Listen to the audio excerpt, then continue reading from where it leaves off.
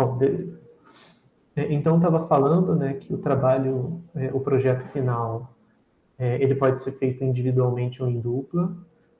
Então, eu só peço para que entre em contato comigo até o dia 30/9, informando quem vai trabalhar em dupla, quem vai trabalhar individual, e quem for trabalhar em dupla, que me avise quem é a dupla, tá bom? A data de entrega do trabalho é no dia 20/10, e aí até o dia 30, que é o horário, que é o último dia para entregar as notas, né, quando eu já vou lançar as notas finais. Bom, quanto à escolha do tema, né? Então, bom, vocês têm que abordar pelo menos um dos modelos de redes neurais que a gente viu em aula, e aqui eu listei em 4 grandes classes, né? São os MLPs, redes convolucionais, autoencoders ou redes recorrentes, tá? Os alunos também podem abordar modelos que não foram vistos em aula. Aí é um pouco mais difícil, mas fica em cargo de cada um, né? Às vezes, sei lá, faz um trabalho de iniciação científica ou algo assim, ou até tem interesse mesmo em estudar algum tipo específico de modelo que não foi visto no curso. Eu só peço para que sejam modelos de redes neurais ou similares, tá? Por exemplo, Restricted Boltzmann Machines. A gente não viu aqui exatamente o que são. Eu falei poucas vezes sobre esses modelos, mas eu não dei nenhum tipo de detalhamento, só acho que no máximo interpretação de como significa, do que significa. Mas enfim, são modelos de redes neurais, né?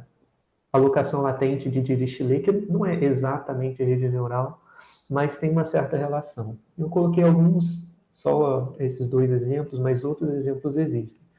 E aí, pessoal, eu só peço para que, caso vocês queiram fazer alguma coisa que não seja desses 4 modelos que a gente viu em aula, que me avise antes para que eu possa saber, né, do que se trata, para poder julgar se faz sentido ou não, tá, para a disciplina. E aí como a escolha do tema ela é livre, né, essa escolha tem que ser feita por vocês também até o dia 30, tá? Então tem uma semana mais ou menos para escolher sobre o que fazer. Então, juntamente, né, com essa escolha de trabalhar em dupla ou individual, né, indicando também quem são os membros da dupla. Tá bom, pessoal? E aqui eu vou colocar ainda algumas sugestões. Eu coloquei a primeira delas, uma sugestão possível para trabalho final, tá? Então, e assim, as outras sugestões que eu já pensei, eu só não redigi ainda, mas eu vou fazer isso ainda hoje, depois que acabar de falar com vocês. São bem parecidos com o que a gente já faz nas listas, tá, pessoal? Então, eu acho que muito vocês vão aproveitar mesmo dos códigos que ficam disponíveis para vocês, como tem sido feito ao longo do curso, de fato, né? Eu imagino que vocês se baseiem bastante pelos códigos que ficam disponibilizados lá na nossa pasta do Drive. Então, esse primeiro tema é uma sugestão, tá? É um tema que tem a ver com o que a gente vê em estatística e atuária, então eu acho que abarca bastante, e faz esse link, né, que eu acho que a gente não fez muito na aula. A gente vê muitos problemas específicos de machine learning, tipo classificação de imagem, classificação de texto, né, que não são tradicionalmente tratados por estatísticos, né, ou por atuários. Assim, nada impede, porque a gente já viu que são modelos na estatística e são modelos usados, que também podem ser usados na atuária, né? Porque as redes neurais nada mais são do que funções, né? E aí a gente usa, muitas dessas aplicações, são funções das covariáveis que levam em uma probabilidade ou em uma média, né? E aí em cima dessa probabilidade, no caso de classificação é uma probabilidade, no caso de média seria um ajuste contínuo, como uma regressão, por exemplo. Tá? Então, a ideia desse tema é essa, é um pouco diferente do que a gente viu em termos de tema, tá? Mas é bem similar ao que a gente já trata na estatística. Então, a ideia é ver a aplicação de modelos não paramétricos para previsão de aquisição de novos produtos.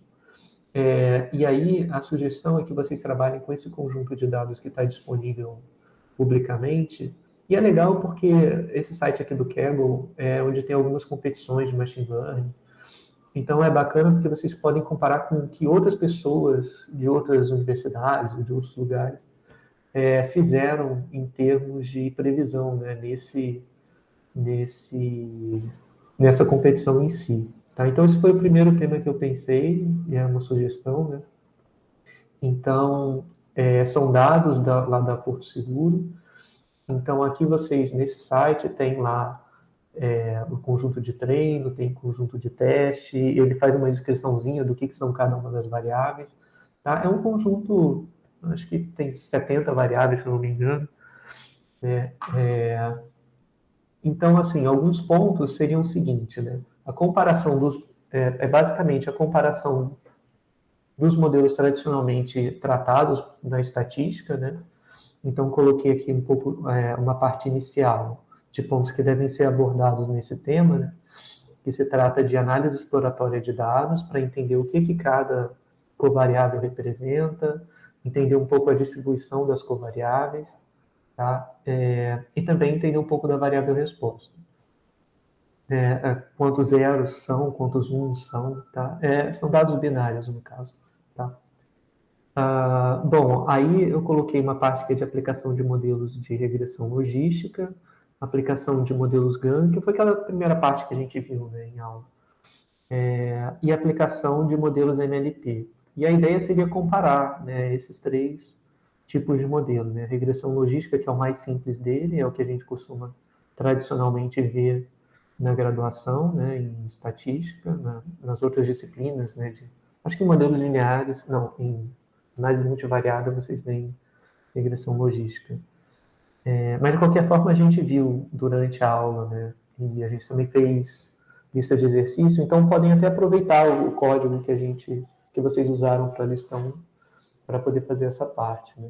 O GAN, a gente tem um código em R que a gente tinha rodado lá no início do curso, que também dá para usar. E a parte de MLP também, né, que vem lá da lista 1. É só adaptar para que ele receba, ao invés de receber a matriz com os números, né, que a gente tinha feito com o MNIT, que vocês passam com os dados mesmo, né, com a matriz de covariáveis. E alguns pontos adicionais, né, que eu acho que são interessantes para discutir no trabalho, seria a seleção de variáveis, né, por método stepwise no R. Eu acho que vocês já usaram isso alguma vez em modelos lineares, né? Ou então, se quiserem usar alguma coisa que a gente viu mais durante o curso, tem os modelos laço, né, que dá para implementar em R e que a gente viu como é que implementa no TensorFlow, né? Então, vocês podem usar também. Basicamente incluir mais uma linha lá no Keras, tá, pessoal? Para fazer a seleção de variáveis. O Stepwise é um método de seleção que funciona ele funciona como uma primeira etapa, né? Então seria selecionar algumas variáveis e a partir daí você verifica o ajuste no modelo. Enquanto que no laço ele faz tudo ao mesmo tempo. Ele já estima os parâmetros e a penalização eventualmente vai jogar alguns dos efeitos como sendo zero. Tá? E também é interessante olhar para a combinação de modelos para previsão, porque ao final são pelo menos 3 modelos, né? E se quiserem rodar, por exemplo, mais de um modelo em MLP, especificamente arquiteturas ou algo assim, tá? Também dá para combinar os modelos para fazer a previsão, ao invés de escolher um modelo que é o melhor. Tá? Enfim, a combinação de modelos também pode ser vista como um modelo e como sendo o melhor modelo. Aí eu só peço para que vocês se baseiem na escolha do melhor modelo pela previsão em conjunto de validação, tá, pessoal? Que é o que a gente vem fazendo, tá? Por exemplo, se você for comparar o modelo de regressão logística com o modelo MLP, toma cuidado de comparar usando previsão no conjunto de validação, tá? Ao invés de usar previsão no conjunto de treino. Né? É bem no estilo do que a gente já vem fazendo nas listas mesmo. E a previsão final do melhor modelo, eu peço para vocês reportarem com base no conjunto de teste, ou seja, vocês podem fazer para escolher qual vai ser o melhor modelo que vai ser usado no final, a gente usa o conjunto de validação, né? E aí, escolhido o melhor modelo, a gente olha para o conjunto de teste, né, para a previsão no conjunto de teste, usando aquele melhor modelo, para ver qual que se adequa melhor. Tá? quer dizer, não para ver qual que se adequa melhor, mas uma vez tendo escolhido o melhor modelo, você obtém os resultados para aquele conjunto de testes que ele nunca foi usado nem para selecionar os modelos, tá? Ao final. Então, pessoal, essa é a ideia, né, do primeiro tema, e os outros eu ainda vou colocar aqui. Mas o que eu pensei era de ter um segundo tema sobre, sobre previsão usando o que a gente chama de transfer learning, que é você modela uma rede neural para classificação de imagens, e você pega a última camada e usa para treinar um modelo para treinar um modelo por cima daquela variável. Tem até eu vou até referenciar aqui. Deixa eu ver. Esse tutorial, cadê?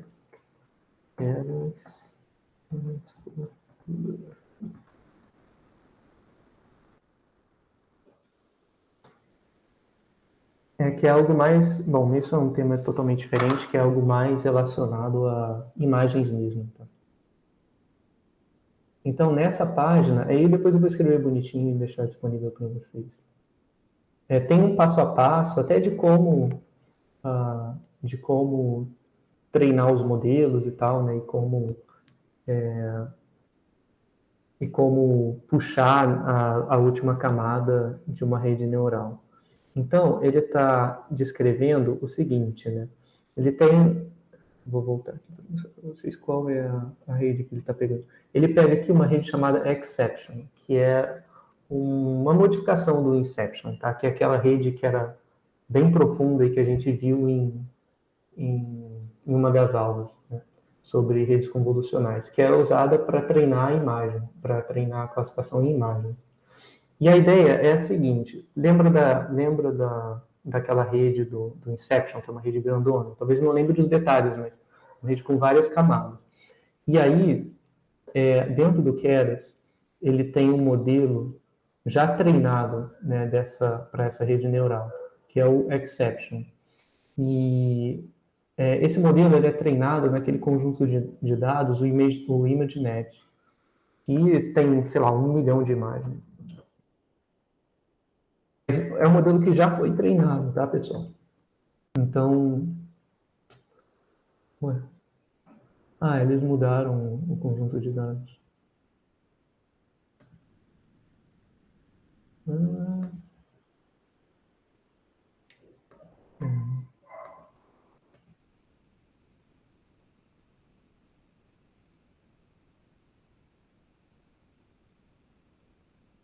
onde eu tinha visto?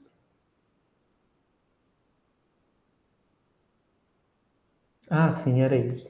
Aí aqui tem uma listinha, né, dos modelos que melhor performaram nesse conjunto ImageNet. Esse é aquele que tem 1 milhão de imagens e são 1000 classes, né, em cada imagem. Eu não quero que vocês treinem nada disso, tá bom, pessoal? Isso aqui é extremamente complicado, a ideia não é essa. É só mostrar o como foi a evolução em termos de previsão para esse conjunto de dados, tá? Então, aqui tem aqueles inceptions que eu comentei com você, tá vendo? Com vocês, tá vendo? Inception V3, o AlexNet, que é daquelas primeiras redes neurais convolucionais, e como a acurácia de previsão foi aumentando à medida que novos trabalhos iam surgindo, né? De novas redes. O Exception, ele não está aqui, deve ser um desses, tá vendo? Tem vários pontinhos. Cada pontinho desse é um trabalho diferente, né, feito ao longo dos anos. Então, esse conjunto é um conjunto de dados que tem muitas imagens e tem muitas classes. Né? E qual é o princípio do transfer learning, né, do aprendizado por transferência? O princípio é o seguinte: você tem uma rede neural muito longa, né, muito profunda, e nesse caso que aprendeu a classificar várias classes diferentes. Deixa eu listar aqui todas que tem.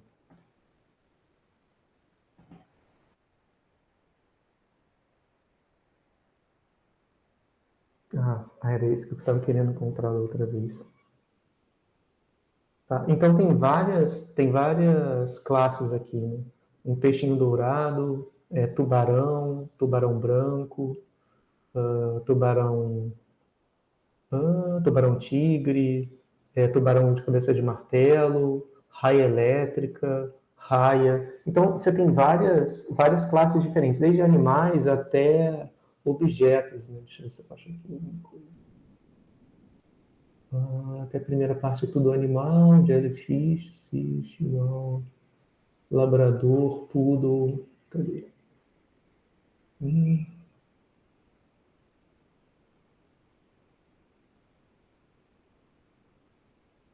tá vendo? Aí começa a aparecer objetos, pencil sharpener, né, apontador, perfume, petri dish, eu não sei fazer isso, aqueles pratinhos que as pessoas usam para fazer experimento e tal, criar cultura de bactéria, tá? Então, o que acontece? Esse é um conjunto de dados que tem muitas classes, e uma vez que você tem uma rede neural que já aprendeu a fazer a classificação nesse conjunto de dados, uma forma que você pode estender, né, e aproveitar esses resultados é fazer o seguinte: a última camada é a camada de classificação. A penúltima camada é a camada dos dados transformados, aonde a classificação é feita, né, em cima da qual você faz a classificação. Então, o princípio é o seguinte: você pega essa camada, que é a camada, que é a penúltima, né, no caso, que é a camada, como é que fala? Ai, não fugiu a palavra. Aqui é a camada latente, onde a classificação vai ocorrer. E aí você faz a transformação para cada. E aí você pega um novo conjunto de imagens que não necessariamente tem as mesmas classes que tinha antes, né? que esse modelo que foi originalmente treinado. Né? Não necessariamente é nenhuma dessas classes aqui. Você pode querer, sei lá, criar um modelo para diferenciar entre espécies de begônia para espécies de planta carnívora, digamos. Né? Então, são classes que talvez nem tenham aqui. Mas as representações são úteis, que o modelo já aprendeu. Então, o que muita gente faz é o seguinte: pega um desses modelos que já tem treinado, como por exemplo aqui no Keras, né, tá vendo? Já tem, quando ele pega esse include top igual false, ele não vai pegar a última camada, ele vai pegar até a penúltima só.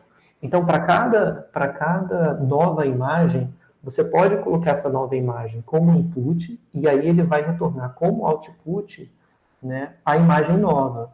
Tá? Ele vai retornar como output a imagem nova. E aí você faz isso para o seu novo conjunto de dados. Então, ele passa a ser. Você passa a treinar só da última camada para cima. Tá? Então, eu não sei se. Deixa eu ver se eu consigo desenhar para isso ficar mais claro.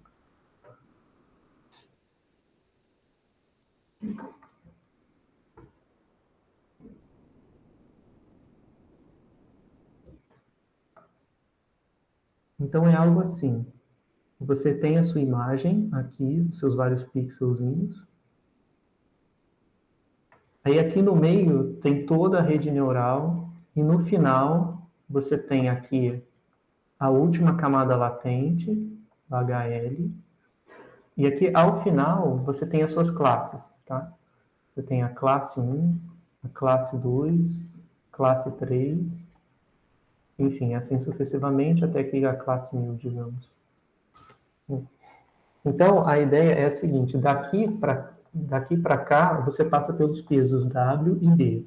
Esses pesos W e B são apreendidos, então, se você passa para ele uma nova imagem, você retém os pesos que foram apreendidos, né, para a sua nova imagem que vai chegar. Ela tem que vir na mesma dimensão, tá? Então, ela vai receber os pesos e vai dar como output o próprio um HL diferente, tá? Mas é com os mesmos pesos que já foram apreendidos. E aí, como você vai treinar com uma nova classe, né? Por exemplo, se fossem duas classes, digamos, gato e cachorro, você vai ter a sua classe 1, a sua classe 2, e aí você treina com respeito a essas duas classes. Então, olha, tudo isso que vem para cá né, tudo isso, todos esses pesos, toda essa estrutura complexa, é como se ela não existisse mais, porque o que você vai fazer? Você vai trabalhar com uma transformação dos dados. Aqui você tem os dados originais, você vai trabalhar como se o input da sua nova rede fosse só o HL, tá? Então, a ideia é você transformar as variáveis na última camada que aparece e utilizar essa última camada como classificado, como input para classificar as duas coisas, tá? Para classificar nas duas classes novas. Então, essa classe nova pode ser, sei lá, gato e cachorro, digamos. Professor? Oi. E aí, entre esse HLzão e as suas classes, você faz o que você quiser ali, né? Tipo, coloca mais rei, mais Isso, camadas. exatamente. Ah, tá. Exatamente. Então, aqui vai entrar uma outra MLP. É bem surpreendente isso, porque funciona de fato, né? É uma coisa que muita gente usa hoje em dia. Então, é fácil você conseguir uma classificação muito alta sem, de fato, treinar redes muito grandes, porque essa MLP que você está botando é só para ajustar, para ele trocar de uma situação que era de várias classes para uma situação com classes diferentes. Então, todo o grosso da transformação está aqui, está feito antes. Né? É só lembrar que esse HL, na verdade, ele é uma função do X, né, que é a imagem, e essa função ela é indexada por pesos W e B. Tá? Tá clara a ideia, pessoal? Uhum. Tá? E aí, a ideia para o trabalho em si pode parecer um pouco assustador, mas a ideia, pessoal, eu não quero complicar nada para ninguém, não, tá? A ideia é simplesmente seguir o tutorial que está aqui, tá? Que é um tutorial que faz exatamente isso. Ele já vai te mostrar, e eu já rodei isso aqui algumas vezes, é bem interessante. Ele vai te mostrar como você pega os outputs dessa rede em particular, e você pode usar com outras redes, se quiser, tá? E como você extrai essa camada H. Tá? E como você faz, como você cria uma função, na verdade, o que ele vai te mostrar é como eu crio essa função aqui. Esse cara é uma função, certo? Ele recebe um input e como output ele dá uma camada. Então, esse cara é uma função. Ele vai dizer como você pega essa função e como você aplica essa função em novas imagens. Além disso, ele já mostra um exemplo completo, né, para previsão de imagens de gato e cachorro. Então, além dele explicar como você tira a última camada da jogada e pega a penúltima, ele ainda fala assim, agora a gente vai aplicar esse conceito nesse conjunto de imagens de gato e cachorro. Então, ele mesmo já mostra como você faz o loading das imagens, tá? Como você faz o reshaping, né, como você reescalona para ter a mesma quantidade de pixels que tinha no modelo treinado, né, no modelo, naquele exception que você rodou lá atrás. Tá? Ele também vai falar um pouco sobre aumento de dados, que é aquela ideia que a gente discutiu brevemente aqui, que alguém tinha perguntado, de você fazer um shift na imagem, né, fazer uma rotação pequena para a direita, para a esquerda, ou fazer um flip, né, para o modelo generalizar melhor. E ele fala como construir o modelo. Então, tá tudo muito prontinho, entendeu? Ele mostra, inclusive, né, como que é o modelo que ele vai treinar por cima. Tá vendo? É um modelo até sem tantas camadas, né? Tudo bem que tem um exception que tem uma quantidade absurda de parâmetros, mas esses parâmetros não vão ser aprendidos mais, entendeu? A rede que ele está rodando por cima é essa aqui. É uma rede muito menorzinha, tá vendo? Quando ele vai fazer o treino da camada do topo. E olha a precisão que ele consegue ao final. Ele consegue 97% de previsão no conjunto de teste. Né? É uma previsão bastante alta. Então, assim, é uma ideia muito poderosa, é uma coisa que muita gente usa atualmente, para você não. Você se aproveita do fato de que alguém já gastou um tempão treinando essas redes, que é incrivelmente difícil, não é trivial treinar essas redes complicadonas e muito compridas, mas uma vez que existem essas redes já treinadas, você consegue facilmente adaptar o que a rede já aprendeu para uma nova classificação. Tá? É claro que tem que ser coisas minimamente razoáveis. Se eu pegar uma rede treinada com MNIST e for estender essa rede para aprender sobre ImageNet, vai ficar horrível, porque as imagens do MNIST são muito diferentes das imagens do ImageNet. Mas como o ImageNet é tudo imagem natural, basicamente qualquer outra imagem natural que você colocar vai ficar muito bom, tá? Ele vai ser capaz de aprender, tá? É que no finalzinho tem um fine tuning que é interessante, mas acho que não precisa fazer de fato, tá? Que melhora um pouco a classificação, tá vendo? Ele até chega a 98% em algumas iterações, o que aqui não acontecia, tá vendo? Ele chega só até 97%, tá? Bom, pessoal, então essa é uma segunda sugestão. Até aqui tá tudo fazendo sentido? Sim. Beleza? Depois eu vou escrever bonitinho sobre isso e deixar igual eu fiz no tema 1, tá? Uma terceira sugestão seria usar autoencoders. Então, deixa eu abrir aqui no Google Drive. Porque a gente não fez nenhuma lista sobre autoencoders, né? Mas depois eu vou escrever também essa sugestão.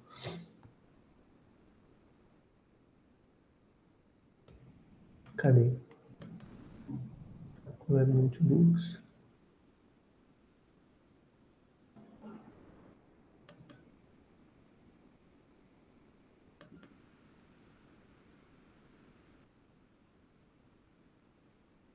A gente fez aqui, né, um tutorial de autoencoders aplicados em MNIST.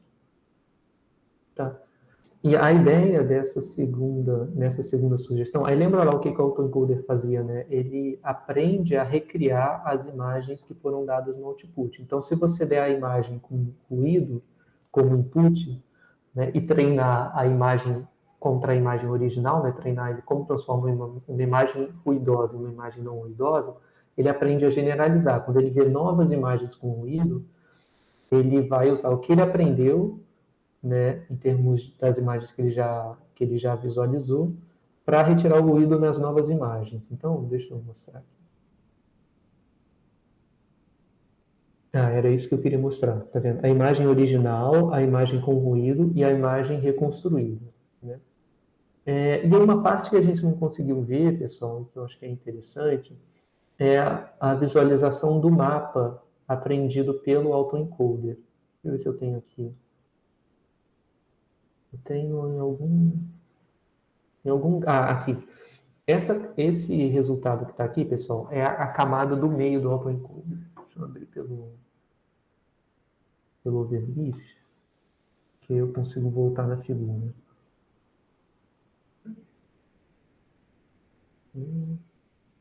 Não.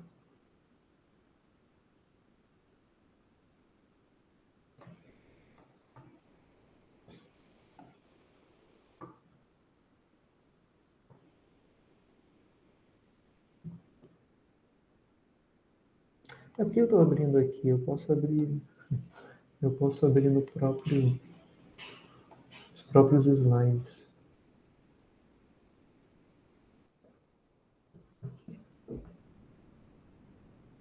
Esse é mais recente.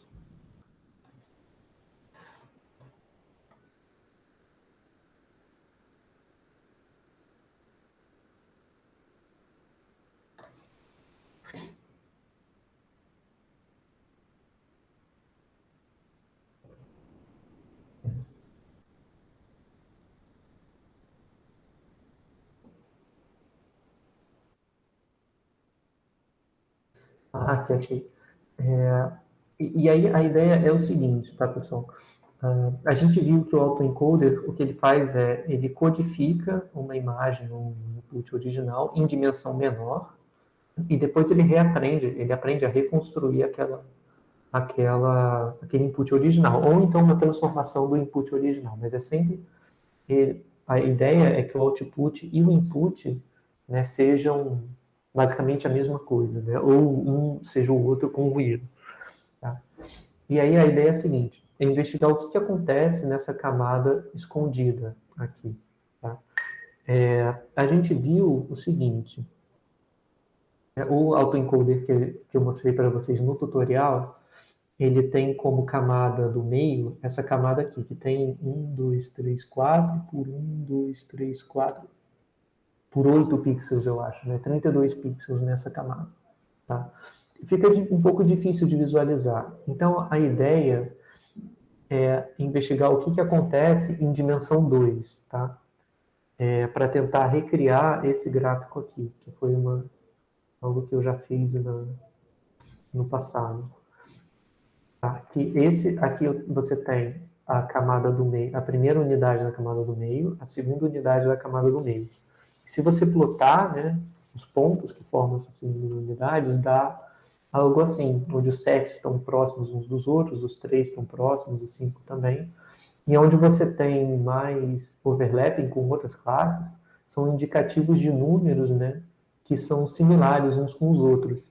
Tá?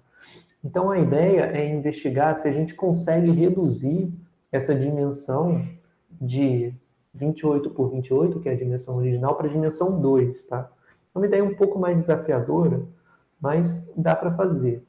Então, tem 2 jeitos de fazer isso. 3 jeitos, na verdade. O primeiro deles é fazer como está aqui, como está do lado aqui, por exemplo, aqui, que é usando um classificador. Então, você pluga aqui no finalzinho um classificador que vai ter 2 outputs, na verdade. Um que é a classe, que vai ser 0, 1, 2, 3, 4, 5, 6, 7, 8, 9.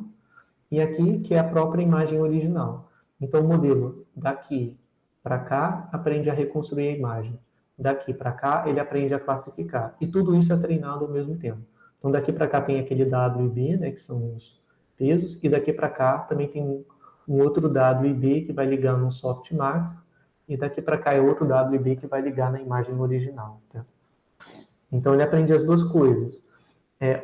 Quando você faz isso, você consegue jogar para a dimensão 2. Tá? Você consegue fazer com que essa dimensão aqui seja bem pequena. E, tipicamente, você vai precisar de encoders mais largos, tá? Mais profundos, porque você vai reduzir de uma dimensão que é 28 por 28 para a dimensão 2. Fazer isso com uma camada só é impossível. Não adianta fazer, não vai funcionar.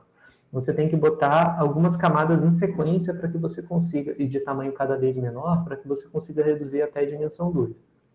E aí a ideia é a seguinte, ver se consegue fazer isso sem usar o classificador. Provavelmente não, é muito difícil. Ou essa é a primeira alternativa. A segunda alternativa é fazer essa redução para a dimensão 2 usando um classificador plugado ali no meio, e foi isso que eu usei para conseguir fazer esse gráfico aqui. Então, quando eu plugo um classificador, ele aprende que o mapeamento que ele tem que fazer tem que ser um mapeamento fácil de classificar, né? Fácil de classificar depois. Então, os sets têm que estar juntos, os nodes têm que estar juntos. Então, meio que força ele a colocar as mesmas classes juntas, tá? E ele consegue reduzir para a dimensão 2 e fazer a classificação numa boa. E uma terceira forma de fazer é você não colocar a classificação, terminar em dimensão maior, por exemplo. Aqui. Cadê? Aqui eu tinha dimensão 32, né, de 32 pixels. E aí usar algum método de redução de dimensão. Porque, né, o que você vai ter? Depois que você treinou o autoencoder, você consegue chegar nessas camadas aqui. É só pegar a camada do meio. A gente já aprendeu como é que faz isso, como é que separa a camada de dentro de um modelo. Então, a gente separa essa camada, né, essa camada que está escondida, separa ela e trata como se fossem os nossos novos dados, como se fossem nossos novos números, né, e guarda qual é a classe de cada uma delas.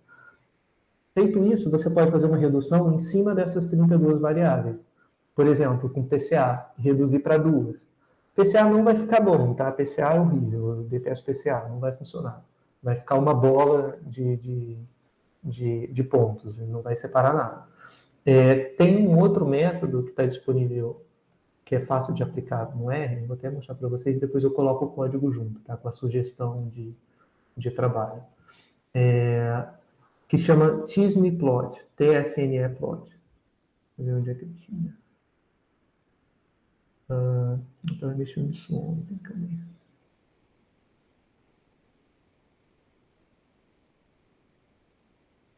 Professor, Oi. no Python também tem, tá? Esse Tisney aí, eu usei já. Ah, sim, sim. Deixa eu voltar aqui para saber quem está falando. Quem falou? Eu, Léo. Ah, oi, não. Ah, sim, sim, beleza. Tem no Python, sim, realmente. Você usou na disciplina aqui ou foi em outro contexto? Não, eu usei num projeto pessoal. Ah, entendi. Esses teasers são muito usados, aonde eu vi muito uso para eles é na área de genética. Não sei se foi isso necessariamente que você viu mesmo. Porque você tem muitos dados que são dados em nível celular, né? Então, são várias observações, né, para várias células, e você observa vários genes diferentes, né? Então, é um conjunto massivo de dados. Se você quiser ver como que as células se comportam com respeito aos seus genes, uma forma de fazer redução de variáveis e selecionar combinações genéticas, né, combinações de cada gene que são importantes, é pelo TSNE, pelo tsne-plot, que é parecido com o PCA, mas enfim, é um pouco diferente, os resultados são melhores. E a ideia é essa, né? Porque você comparando, pelo menos na aplicação das células, você vai comparando células em estágios diferentes de desenvolvimento, por exemplo. As nossas células começam como células, como é que é o nome? Totipotentes ou pluripotentes, esqueci o nome. Mas são células que não são diferenciadas, né? Então, são células que podem se diferenciar em qualquer coisa, entre aspas. Então, elas podem vir a se tornar células no sistema nervoso, células do tecido epitelial, células, sei lá, na parede do estômago. Enfim, elas podem se diferenciar de várias formas. E dependendo do tipo de célula em que ela se diferencia, ela vai ter alguns genes mais expressos que outros. Então a ideia vem daí, né? Pelo menos desse tipo de aplicação dos T-SNE-plots, é que cada célula, dependendo do estágio de desenvolvimento que ela tiver, ela vai ter alguns genes mais expressos que outros, em combinações diferentes, né? Porque os genes vão ser altamente correlacionados. Você tende a ter um grupo de genes que vai estar sempre muito ativo em conjunto, ou pouco ativo em conjunto. Então, o que o Tisneplot faz é isso, ele vai descobrir as combinações das colunas, ou de quais genes estão mais presentes naquele grupo de células. A sua aplicação, Leonardo, era em que? Desculpa perguntar. Você disse que era projeto pessoal, mas a gente fica sempre curioso, né? Saber o que os alunos estão trabalhando. Então, é porque eu tava querendo fazer um teste, porque eu fiz um sistema de recomendação e eu queria ver como que os usuários estavam distribuídos, né, entre si. Eu queria ver a diferença entre eles. Aí eu apliquei o Uhum. Disney para reduzir todos os itens em duas dimensões para ver onde cada usuário estava no gráfico. Ah, sim, sim. Mas É não deu muito certo, não. Ficou muito bom. Não ficou muito bom, não, né? Mas valeu o teste, né? Aí Aham. eu vi isso. Como é que era? Entendi. Nem sempre funciona muito bem, né? Depende muito da aplicação, realmente, e depende também de qual é o grau de redução, né, de variáveis. Então, o seu caso era recomendação do tipo, por exemplo, recomendação de filmes no Netflix, que você olha. Isso. Ah, sim. Tinham muitos itens. Aí Aham. não foi tão bom assim. Entendi. É. Eu acho que de repente dá até para usar, talvez, autoencoder para fazer isso. Porque você vai reduzir de dimensão e aprende a retornar na dimensão original. Mas para duas dimensões, eu acho que de repente é uma aplicação legal para testar num projeto final, se você tiver interesse. É uma sugestão, né? E tudo é sugestão, na verdade. Porque você pode usar os autoencoders para fazer redução de dimensão e depois, em cima dessa redução, aplicar o TISME para tentar reduzir para a dimensão 2, porque aí talvez gere resultados melhores. Né? Mas assim, nunca tem como garantir de fato. Né? É mais uma Posso questão ver. de tentativa e erro. Beleza. Beleza? Então, a ideia é essa. O TISME, vocês podem pensar como sendo análogo ao PCA no sentido que reduz a quantidade de covariáveis. Então, assim, talvez, né, fazendo essa representação e utilizando o TISM depois, a gente consiga trabalhar em dimensão 2, sem necessariamente precisar utilizar o classificador. Na minha opinião, o classificador é o que funciona melhor. Se você tem dados supervisionados, onde você tem as classes para cada variável que você está medindo, é mais fácil, porque uma coisa que acontece é que ele aprende em conjunto. Isso que é o mais importante. Por exemplo, se você tem um classificador em conjunto com um redutor de dimensão, ele vai aprender, e o aprendizado for feito simultaneamente, ele vai aprender qual é a melhor forma de reduzir a dimensão, de tal maneira que nesse espaço de dimensão reduzida, ele consegue passar por um classificador e classificar os dados, né? Então, ele aprende simultaneamente como representar os dados em baixa dimensão, e ele também aprende a já agrupar os dados que são similares, né, com respeito aos labels, no caso, e colocar eles juntos. Tá? E aí, bom, aí só tem mais um porém, é que quando esse classificador que você coloca aqui, ele não pode ser mega complexo, tá, pessoal? Porque se ele for muito complicado, tipo, se ele for uma rede neural com 10 camadas, essa rede neural com 10 camadas, ela vai ser possível de classificar qualquer coisa horrível que apareça aqui. Então, mesmo porque ela é super flexível, né? Então, o modelo ele não fica tão pressionado a deixar os sets próximos uns dos outros, né? Ele pode botar alguns sets aqui, outros sets lá longe, outro set lá longe. O modelo é flexível, o classificador que você bota lá, ele bem possivelmente consegue classificar números em regiões diferentes do espaço. Então, o modelo não vai se preocupar tanto em aprender a agrupar as observações aqui em dimensão 2, porque ele tem um classificador muito poderoso. Então, tipicamente, esse classificador aqui tem dimensão baixa, tipo uma camada só, ou duas no máximo, com não tantas unidades latentes fazendo a classificação. Tá? Então, a outra ideia é investigar isso, tá? Investigar... e aí, assim, honestamente, eu me dou por satisfeito a comparação só com... Porque talvez esse complicador seja esse modelo seja um pouquinho complicado. Eu já tenho um código disponível, eu vou até colocar lá para vocês, caso vocês queiram seguir por essa linha, e aí vocês podem rodar mesmo pegando o código já pronto, tá? Mas eu me dou por satisfeito na comparação, né, em tentativas de reduzir com dimensão 2 sem o classificador e sem o TISM, e redução de dimensão também sem o classificador, mas aplicando ao TISM, tá? Mas se quiserem, eu acho que o que é mais promissor mesmo é usar o classificador em cima para poder fazer as mudanças aqui no meio, tá? Então, esse é um outro ponto, né, uma outra sugestão. Então, a gente tem até agora 3 sugestões, né, de aplicação. E aí eu posso pensar em outras, tá, pessoal? Mas eu pensei basicamente nessas 3. A gente pode pensar em alguma coisa no sentido de naquelas imagens dos reviews, né, das redes recorrentes. É que eu acho que as redes recorrentes são um pouco mais complexas, mas a gente também pode pensar em algo nesse sentido. Professor? Oi. Semestre passado teve uma matéria de aprendizado de máquina com o Hugo, e o último trabalho, né, que ele passou foi para prever a quantidade de vulcões, ou se tinha vulcão ou não. E aí eram umas imagens que eram parecidas com os do MNIST. Poderia fazer o trabalho com... Só que no semestre passado a gente não viu redes neurais, né? Era só outros modelos de aprendizado de máquina. Aí a gente poderia, tipo, pegar os dados da densidade de vulcão para trazer e tentar prever com redes neurais? Beleza, pode. Você se incomoda só de me mandar o dado? Eu fiquei curioso para saber o que eu vou fazer. Eu vou mandar, eu vou procurar aqui. Assim, se eu não achar, eu peço o Hugo também. Beleza. É verdade. Então, é legal porque são imagens com ruído também. São imagens com ruído.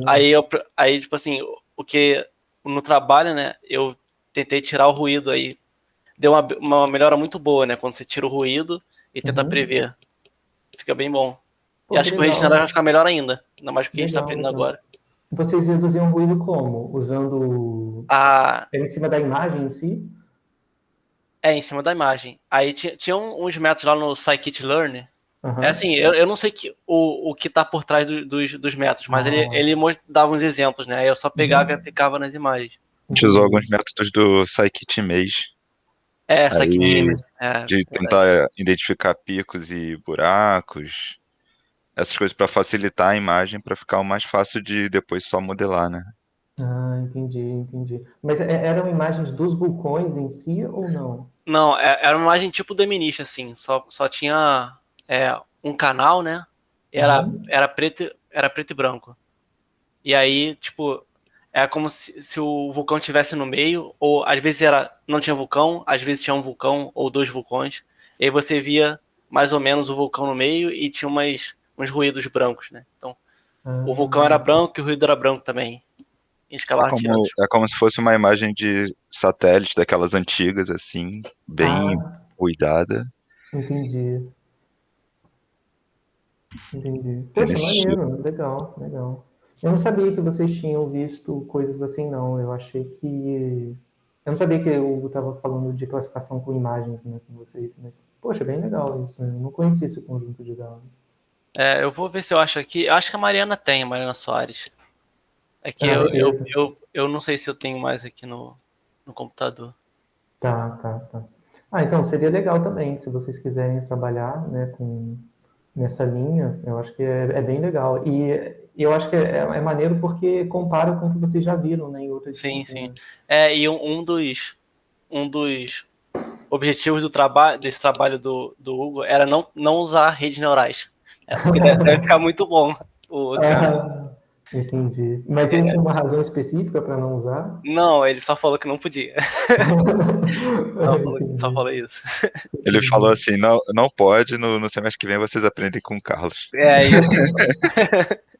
Entendi, entendi. Pô, legal. Então, de repente, eu falo até com o Hugo, porque ele deve ter, né, um textinho explicando como funciona e blá blá blá. Eu já aproveito e já até coloco lá nas sugestões. Eu vi que já me mandaram aqui. Ah, que legal, eu consigo ver você consegue ver as imagens aqui rapidinho? Ah, as imagens já estão em CSV. Pô, que legal, as imagens já estão tudo em CSV. Em CSV. Train. Ah, aqui ele já deve ter transformado, então.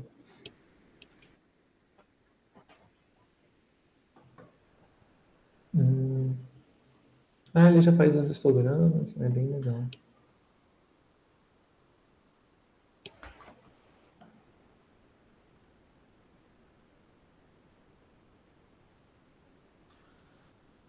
E aí nesse conjunto de dados tem como você classificar se é ou não vulcão, a quantidade de vulcões que tem, acho que vai até 4 vulcões, e também tem como classificar se é possivelmente vulcão, com certeza é vulcão.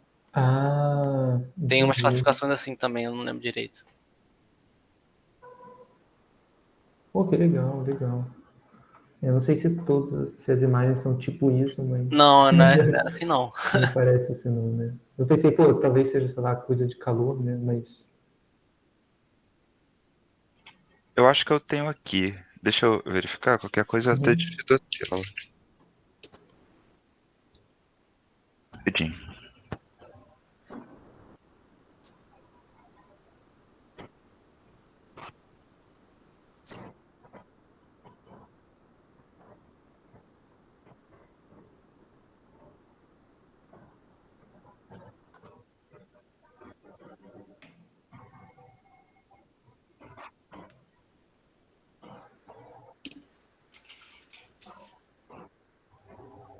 Só tô vendo se eu consigo abrir aqui.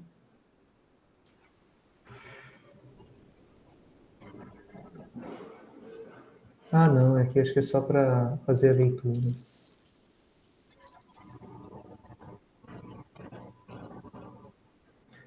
Bom, enfim, depois eu posso pegar então com ele a É, descrição e deve ter as imagens lá. eu Pelo que eu vi. posso compartilhar a tela, professor, aqui para Pode, apresentar? pode. Deixa eu parar aqui rapidinho.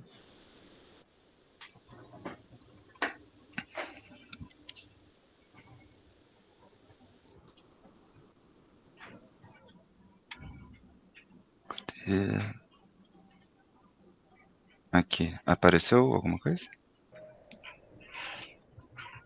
Tá aparecendo. Ah, obrigado, Mariana. Eu vou dar uma olhada lá.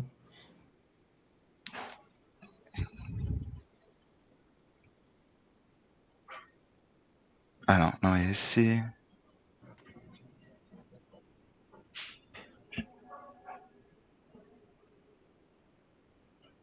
Aqui, ele tinha feito um texto e tal, grande coisa, mas as imagens eram nesse estilo aqui. Ó. Ah, tá.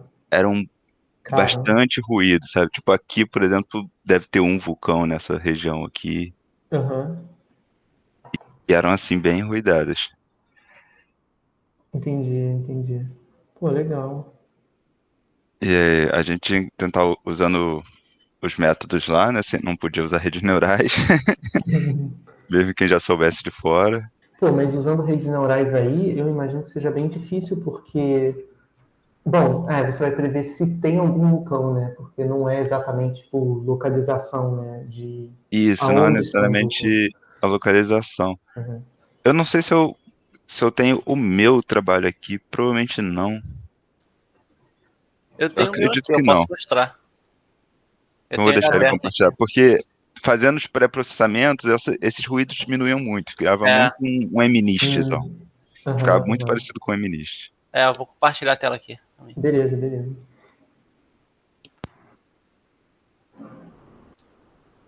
Ó, cadê? Aí, tipo, pega a imagem assim, né? Uhum. Aí, tipo, um dos modos de tirar ruído, aí ela fica da segunda forma.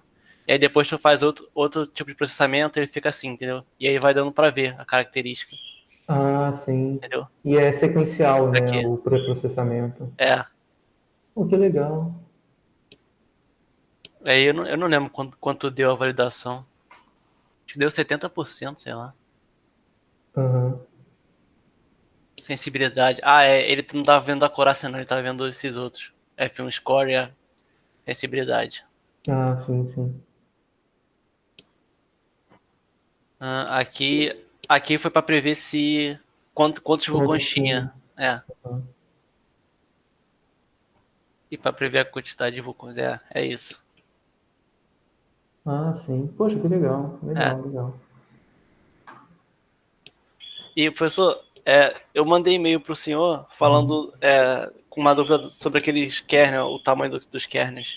Ah, sim, é verdade. Eu Sim. testei aquele 11331, né? Só que Uhum. tava dando erro também. Eu acho que os dois primeiras dimensões são para linha e coluna, né? E as duas últimas Ah, deve ser canal e quantidade de entendi. observações, não sei. Talvez eu esteja confundindo com PyTorch, então. É. Ah, bom, deve ser isso. É Ah, engraçado. Eu achava que desculpa era me intrometer, mas é convolução com TensorFlow? isso, isso. É linha, coluna, canais de entrada e canais de saída. Aí Ah, já. beleza, beleza. É porque eu acho que no PyTorch, então, é diferente, porque em um deles era tamanho de batch, né, o batch size, Aham. depois era linha coluna e depois era Canais, né? canais, né, quantidade de canais. Então acho que é É um pouco diferente. diferente, né?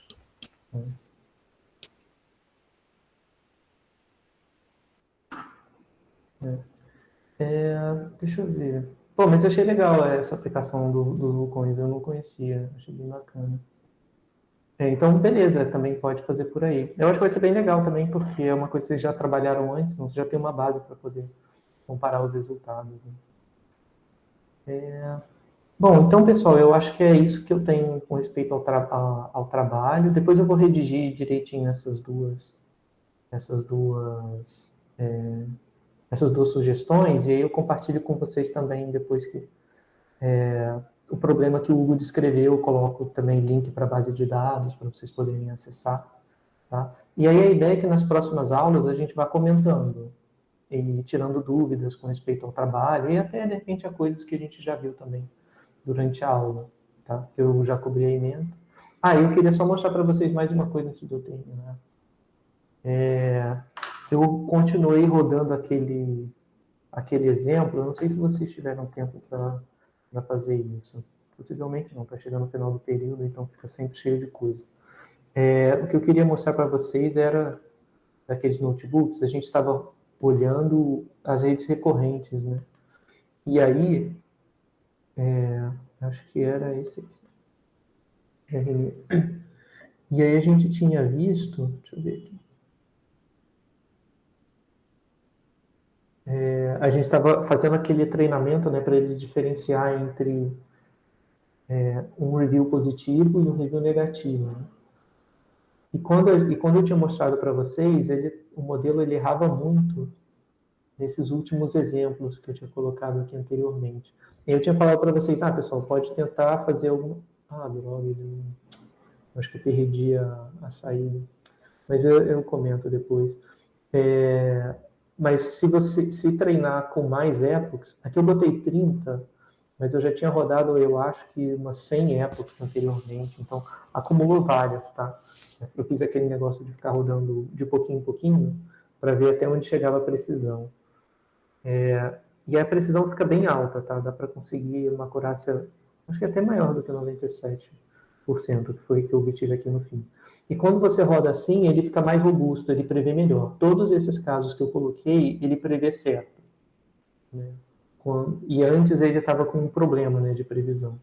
Então, quando você escreve os seus reviews, ele fica melhor. O problema é que eu fiz a besteira de apertar aqui antes, e aí eu perdi o output que estava aparecendo anteriormente. Só para mostrar de novo, eu teria que gravar, eu teria que rodar o modelo todo de novo, que nem eu devia ter salvo, ter escrito o código que puxa os pesos e reconstrói a rede, mas como eu não fiz isso. Aí era só para dizer isso, tá, pessoal? Que foi aquele caso, era só porque tinha rodado poucas épocas. Se tivesse rodado mais, ele chegaria no modelo melhor treinado e conseguiria classificar melhor. Então, todos esses reviews aqui são classificados de forma correta. Aqui tem alguns positivos, aqui tem os ruins, e aqui tem aqueles outros que estavam dando problema, né? Que era quando a gente escrevia esses aqui, ele classificava errado. Ou então ele tinha muita dúvida. Depois disso, ele não ficou mais assim. Ela conseguiu classificar melhor. Então também tem isso, né? Às vezes depende de onde você para de rodar, dependendo do output que ele vai gerar. Tá? Bom, pessoal, então eu acho que para hoje era só. A gente acabou terminando bem antes, né? Alguém tem alguma dúvida, alguma pergunta? Sobre essa lista 3,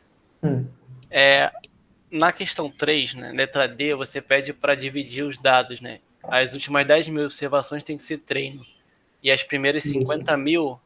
Não, desculpa. As 10 últimas tem que ser validação. Tem que ser validação, uhum. E as 50 mil tem que ser treino. Só que os dados de treino, né, que você baixa do Keras, ele já tem 50 mil observações. Eu achei que fossem 60. É 50. Então, o que eu faço? Eu pego as 10 mil últimas para validação e deixo as 40 mil primeiras para treino? Os de teste são quantos? São 10 O de mil? teste é 10 mil. Só que ele já vem separado no Keras. Sim. O de teste. Então pode separar das últimas 10. Eu vou alterar aqui e colocar lá. As últimas 10 mil do conjunto de treino. Então eu vou trocar aqui, né? As primeiras 40 mil vão compor o conjunto de treino. E as outras 10 mil, deixa eu ver se tem alguma outra menção. Aqui tem.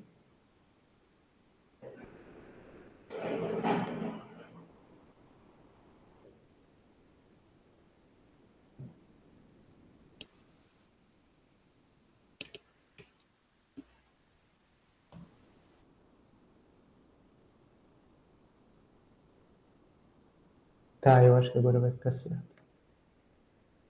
Beleza. Eu achei que fossem 60 mil. Eu provavelmente olhei em algum outro lugar e tinha uma base com 60 mil pro Cypher, se eu não me engano. Ou confundi mesmo com o início, mas eu acho que não. Eu achava que o Cypher era 60 mil treino, 10 mil teste. Talvez eu esteja confundindo, misturando as duas coisas. Né? Ao todo são 10 mil. E aí eles dividem em 50 mil treino e... Não, mas beleza, vamos usar as de teste para teste mesmo. Tá, mas obrigado por chamar a atenção para isso. Eu não tinha percebido. Mais alguma dúvida, pessoal?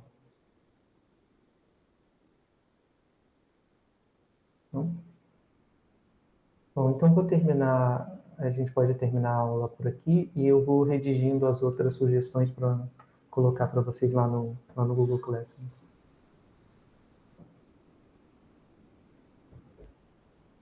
Ah, beleza, Marina. Eu vou falar com o então para ver se eu consigo pegar o conjunto de teste com ele.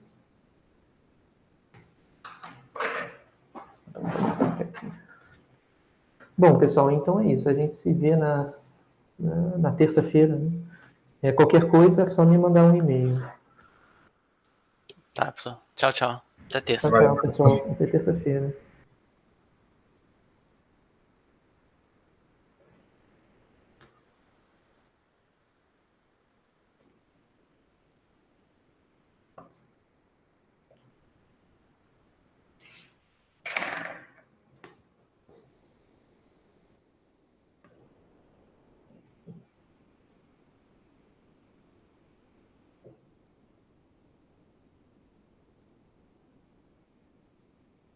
Ah, que aparece.